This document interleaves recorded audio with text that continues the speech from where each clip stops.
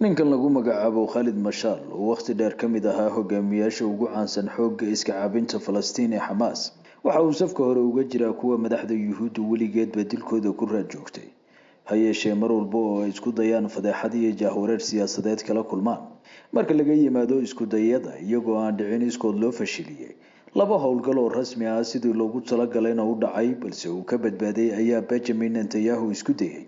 inuu ku kharajiyo ninkan haatan loo badinayo inuu isagu yahay hoggaanka rasmiga ah ee Xamaas isku daygii koowaad waxa uu ahaa 1997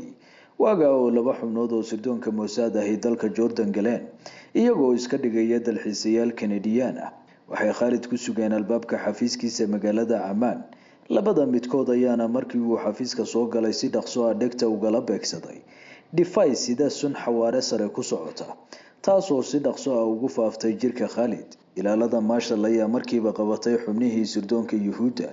isla waaga Marshal waxa uu ahaa muwaadin haysta dhalashada dalka Jordan taasoo sababtay in falka lagula kacay si daran uga careysiiyay boqor Xuseenkii xilligaas ee Jordan waxaana uu Yuhuudda ku amray inay keenaan daawada antidote-ka ee poisonka ama sunta lala beegsaday Khalid haddii ay diidaanna uu maxkamadayn doono xubnaha Mossad ee ay gacanta ku hayaan isla goortaana uu ka bixi doono heshiiskii nabadda Wadi Carab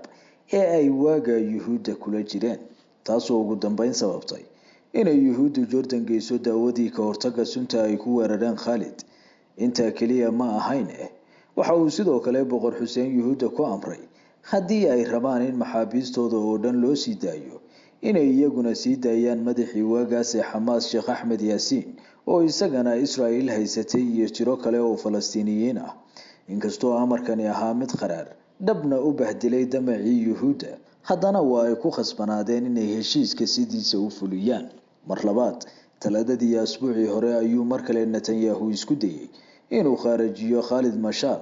waxaana uu ku weeraray duqeyn Israa'iil ka fulisay caasimadda Qatar ee Doha mid naadir ah ayaa ahayd inay beegsadeen dhisme aan ahayn kii Khalid ku jiray isku daygan ayaa isaguna mar kale fadeexad weyn u soo hoyay Bibi Netanyahu oo duulaankooda Qatar waxa uu u muuqdaa mid aysan natiijadiisa mahadin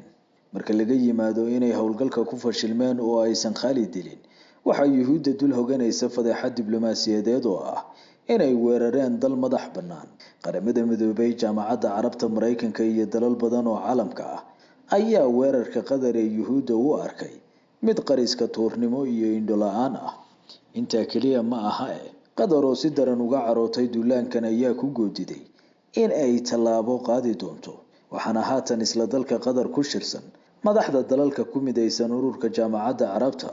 oo la rajaynayo inay shirkooda ka soo saaraan qorshe ay ku midaysan yihiin oo ka dhana Yuhuudda dooda kale waxaa la warinayaa inay dowlado Carbeed oo Masar Qatar iyo Sacuudi ugu horeeyaan ay ka fekerayaan dhisidda ciidan Carbeed oo cudud leh